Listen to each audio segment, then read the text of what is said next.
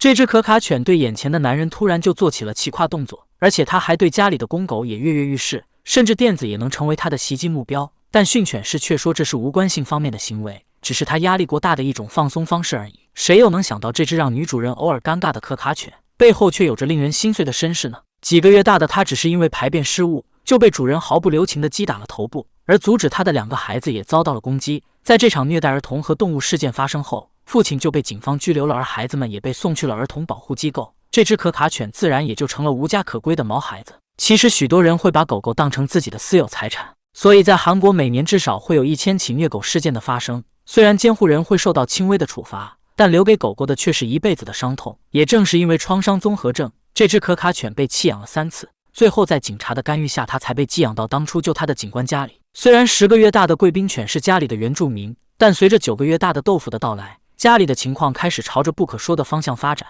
当工作人员开始上门录制节目时，他把所有的热情都通过气跨展现了出来，这让夫妻俩一脸尴尬。而对家里的贵宾来说，即便屡次被拒绝，他也会不厌其烦地凸显舔狗特质。这一热一冷则成为了家里的一道风景线。女主人觉得豆腐是因为很喜欢贵宾，所以才会不断对他摇尾乞怜，但后者似乎不太喜欢这份热诚。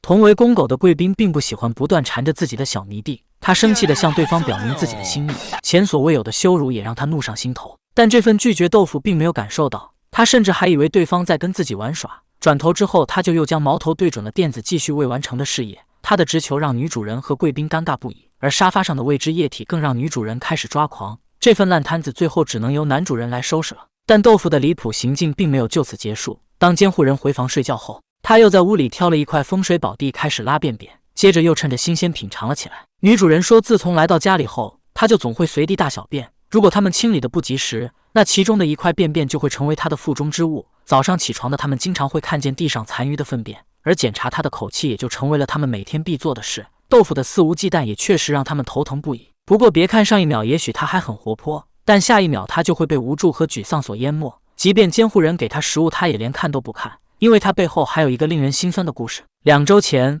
负责家庭暴力案件的男主人接到举报，他来到现场后了解到2名儿童和豆腐受到虐待的事实。之前他被关在一个狭小的铁笼子里，下面铺的毯子全都是他的粪便和尿液，恐惧让他身体止不住的颤抖，那无助的眼神更是让人难以忘怀。男主人于心不忍，就暂时收养了这个命运多舛的毛孩子。但来到新家1周的豆腐可把原住民贵宾给气坏了，自己的玩具被他霸占了不说，就连最爱的沙发也被他占领了。竞争对手的出现让他怒火中烧，嫉妒之情也油然而起。就在他们吃饭的时候，豆腐不知进退的争抢让他彻底爆发开来，2只处于青春期的小狗就这样大打出手。这一幕也把女主人吓得够呛，她没想到2只看似温顺的小狗竟敢真的大动干戈。其实豆腐的前几任领养主人都是因为忍受不了他的奇怪举动而最终抛弃了他。一次又一次虐待和抛弃早已让豆腐的心千疮百孔，夫妻俩也希望江旭能够修复他的创伤后改正他的不良行为，好让他日後能找到一个真正爱他的主人。当江迅登门后，他首先用夹子音博取狗狗的好感。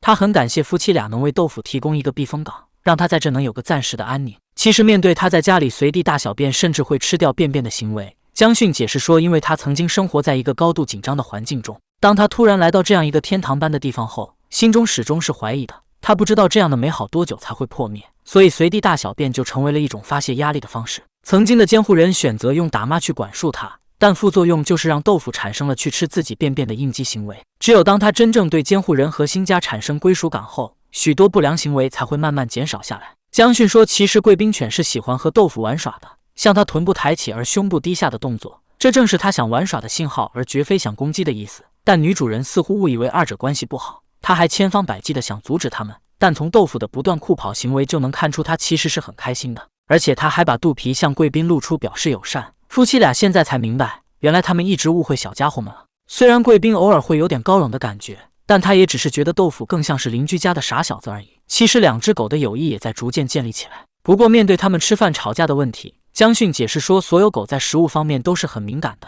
他自己也养了3只狗，为了让他们和谐相处，他也会准备3份饭在不同的地方去喂它们，这是最稳妥的方式。所以贵宾和豆腐也最好分开喂，才能让他们友谊的小船稳定前行。虽然豆腐经常性的骑跨行为让女主人很尴尬，但江迅却说他并没有性方面的意思，包括对贵宾的骑跨都只是他的游戏方式而已。因为豆腐小时候没有被很好的引导，导致他快1岁了还只会用这种方式发泄压力。狗狗10个月大概相当于人类14岁，正值青春期的他身体快发育完善了，但大脑还不成熟，所以会犯错是再正常不过的事了。因为他没有一个完整的童年，所以才养成用其胯去发泄压力的不良习惯。训犬师也观察发现，他其实是一个非常天真烂漫的毛孩子。因为曾经的他一直处于压抑之中，无法拥有一个有趣的童年。现在他突然发现自己可以肆意玩闹而不会被打骂，这让他的天性彻底释放出来了。对于曾经因为乱拉乱尿就会受苛责的自己，焦虑和不安是他最常有的情绪。所以与其说现在去改善他的不良行为，不如说现在更需要去修复他的内心创伤。当江训拿起坐垫的时候，豆腐一直在跳跃想得到它，这时最好用身体去格挡它。遇到挫折的狗狗自然就想坐下观望一下，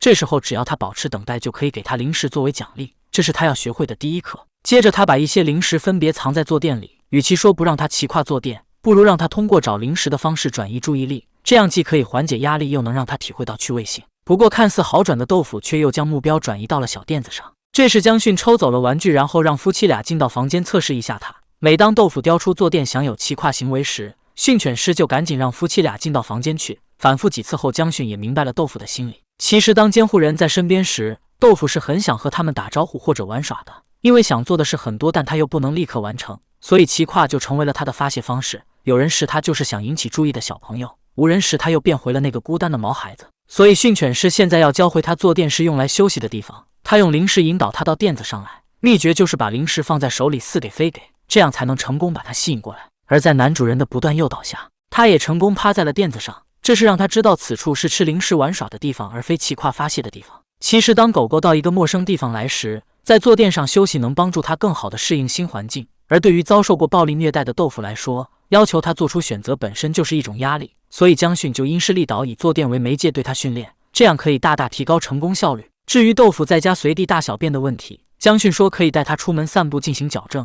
只要豆腐在室外养成做标记的习惯，那他就会慢慢适应在外面排泄，而走了一小段路后他就开始排便了，这也让监护人十分欣喜。江训称只要他每天能在室外多拉几次，那他就不会在室内乱拉乱尿了，而且也不会再吃便便了，因为外面还有更精彩的世界等着自己去探索。曾经的他只要在家排泄就会被不断打骂，所以导致来到新家后，为了不再被骂，他就会吃掉自己的排泄物掩盖痕迹以求安心。其实对豆腐这样有着敏感过去的狗来说，从排便开始训练并不是个好主意，只要你能经常带它出门散步，它自然就会养成在室外排便的习惯。有时候狗狗吃自己的粪便是一种本能，它们也有想通过粪便检查自己健康的想法，但对豆腐来说，它还有一种想隐藏自己犯错误的心。为了让它更好地适应新环境，在房间里散步也是一个很好的选择。江训先蹲在门口，如果狗狗很激动想扑过来的话，那他就马上站起来。他说或者只坐在角落里让它闻自己的味道就可以了。监护人可以在房间不同的位置重复这个行为，这样有利于豆腐适应家里的各种气息。其实这样的训练会让他放下自己的紧张情绪，监护人和他一起在房间里走动也会让狗狗得到更多的安全感。